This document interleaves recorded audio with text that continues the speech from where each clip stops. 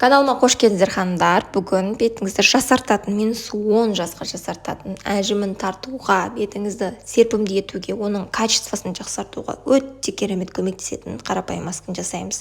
Ол үшін бізге банан қажет болады. Осындай бір ас қасықтай езілген бананды ыдысымызға салып аламыз. Банан біздің бетімізге қажетті витаминдермен толысқан өте керемет, оны ылғалдандырады, жұмсартады, әжіміне қарсы тұрады.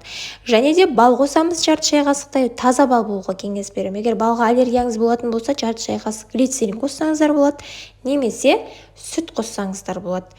Жарты шай қасық. Одан кейін витамин Е қосамыз. Ханымдар, мен көп маскада витамин Е қолданамын, өйткені ол біздің бетімізге ең қажетті витаминдердің бірі. Осы әжімнің түсуін алдын алады, түскен әжімнің ары қарай тереңдемеуіне қызмет атқарады, бетті жасартады. Өте керемет витаминдердің бірі. Міндетті түрде әрбір қыз келіншекте осы витамин болу керек, аптекаларда сатылады. Жақсылап араластырғаннан кейін аллергияға тест жасап аламыз да, тазартылған бетімізге жағып 20-30 минут бойы күтеміз. Үстін жағып қойсаңыздар да болады. Бір жақ 15 минут күтіп, тағы да бір үстін жағып 15 минут күтіп, 30 минут ұстауға болады. Бұл масканы кешкі уақытта жасаңыздар, аптада 2 рет жасауға болады.